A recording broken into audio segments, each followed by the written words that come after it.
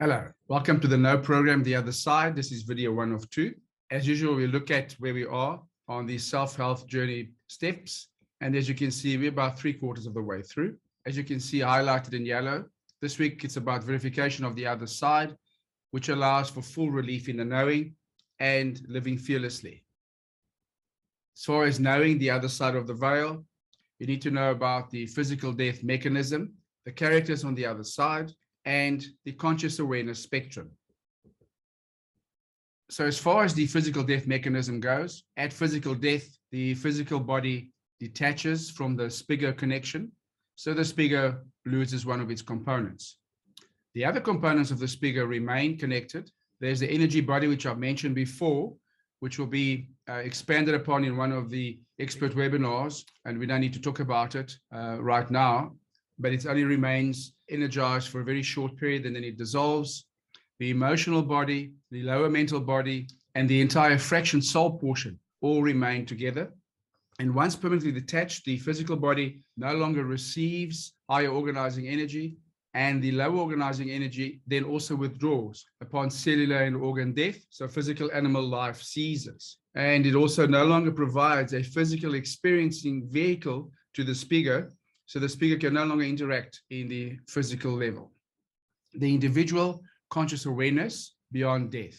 Individual conscious awareness continues without interruption in most cases. In some cases, the awareness becomes dormant for a period of time due to a need for recovery, energetic recovery, but that is not the situation in most cases. In the majority of cases, immediately after death, the conscious awareness continues. It's still exactly the same as before. Same personality, memories, beliefs, emotional and mental bodies are still active.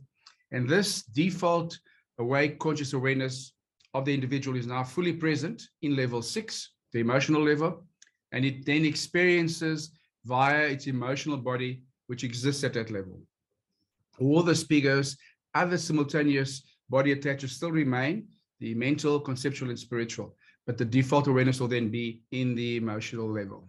As far as the emotional level characteristics go, you need to know that the existence in the emotional level occurs different from the physical world or the physical level, because now you have energetic layers which attracts entities of a similar fearful or desire energetic vibrational level. Remember, there's that emotional range that we spoke about. Well, that emotional range of the individual, let's call it mood, will then pull individuals of the same type of mood or energetic signature together. That energy signature will bring about people that have similar fears or similar belief systems, and they will have experiences in these sub-layers that will have a lot to do with the energetic signature or energetic vibrational signature. Existence in the emotional level or level 6 can go on in some cases for many years. This is now physical time equivalent, often much longer than physical lifetime. Migration within these sub-levels does occur as the energetic signature changes. The individual's energetic signature changes over time, and the individual moves through these various levels and can jump the levels as well. Emotional body and the emotional matrix, the emotional level base matrix, feel as real as the physical. There are differences in the way that the reality is experienced. In some ways, it's even more intense and more focused. For instance, sight has a three-dimensional quality about it, which we'll discuss in one of the expert webinars, and it responds to emotion. Fears and desires and the various descriptions of emotions cause the base matrix to respond, and it happens almost immediately, and there's very little delay in manifestation at this level. So the absence of manifestation delay is one of the main characteristics. There's no pain and tiredness because the body is now fluid and the body is not destroyed in any way through actions and activities that would normally cause the destruction or the death of a physical body. That does not happen. The emotional body is very fluid.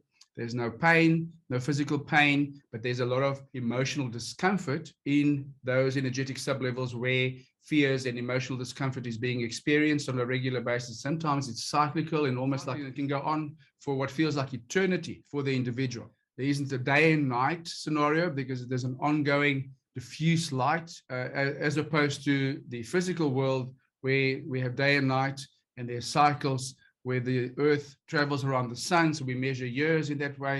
That doesn't happen in the emotional level. There is not day and night. So as we've said, the emotional body cannot be destroyed, only shed, and it sheds gradually by the withdrawal of fear and desire, and the body is no longer energized. However, it's also important to remember, over and above the body and the base matrix differences, the individual's awareness expands, and the ability to connect to higher mind and conceptual levels also expands. So there is an improved awareness and intelligence at the emotional level. Guides and other helpers do assist and orientate individuals on arrival at the emotional level post-physical death. As far as our path back home, depending on the energetic or vibrational signature of the individual's established beliefs, fear and desire, or energetic signature at physical death, the emotional body will be automatically attracted to the corresponding layers and then slowly migrate upwards.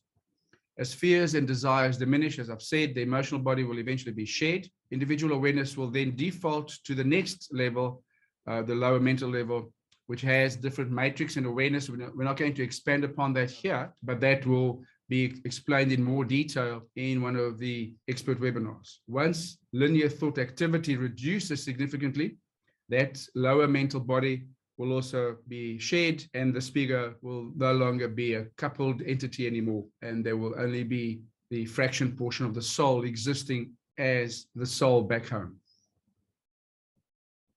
Some of the characters to be found on the other side in the emotional level: physical coupled 𝒑i𝑠, that means alive in the physical sense, and those will be the people that are asleep, where their individual awareness is not aware of themselves, they're only aware of their surroundings, so they are dreaming. And then people that are awake but can consciously move their awareness into the emotional level, they will be awake and still physically coupled. And then there are those non-physical coupled 𝒑i𝑠, which are the majority of the entities at the emotional level, dead. In other words, they've shared their physical body. And then there are EMEs. Those are the emotional and mental entities that I've mentioned before. They can have very different characteristics and sizes. And then there are some others that will be discussed in the expert webinars. And the way in which you use your emotional body, just know that the interaction with surroundings and other entities feels just as real, but the manifestation is extremely quick. So the delay that we always have in the physical level is absent. And you can walk or fly at any speed and change body shape. The body is real but fluid. Now, it's important to know about the individual conscious awareness spectrum. There are many ways of describing the individual conscious awareness. I've put down this description because it's quite useful as we move along this workshop and as we look into the action items to understand that the conscious awareness has these divisions. So there's the dormant individual conscious awareness, where the individual is not aware of itself or surroundings. And this is the case, for instance, where an individual might be low in energy or have a very low vibrational energy post-physical death. It can happen sometimes if it's very traumatic and there's a recovery period. And there are other situations where the conscious awareness of the individual is dormant, so the individual is not aware of itself or its surroundings as it's recovering energetically. Then dreaming is aware of surroundings but not itself, and these are the surroundings that are in level 6 experienced but not itself, so it's not self-aware. And then daydreaming, where the individual is aware of visualized thoughts and it's still in the physical world and the wake, only really its focus and awareness are on the visualized thoughts. And then where it's in a state of being aware, where it's aware of its surroundings and itself. And this can be in the physical world, and it can be in the level 6 and in the emotional level, where the entity is aware of its surroundings and aware of itself. So this is most of our awake time, where our conscious awareness defaults, aware of our surroundings and of ourselves. But sometimes we do go into a daydreaming phase as well. And then the fully alert situation, this is where the individual is not only aware of its surroundings, aware of itself as a being, and it's connected to its higher, more three-dimensional thought, conceptual faculties, and it's now in a very heightened, alert situation. It can project, it can work out goals, and it can work out desires, and it can be very quickly make good decisions about its way forward. So in this fully alert scenario, you are going to be able to be very productive or very interactive and learn quickly and memorize things. So this is the situation where you are most focused in your awake experience in our physical level, but this can also be experienced in level 6, where you're aware of your surroundings, you're aware of yourself, and you're connected to your higher faculties. So that's a fully alert situation. And remember, having goals is great, but it's not enough. You need action too. You will need to get off your butt and change your world yourself, because no one else will do it for you. And you also need to know about verifying your other bodies, our soulmates, and our other lives. So let's keep going.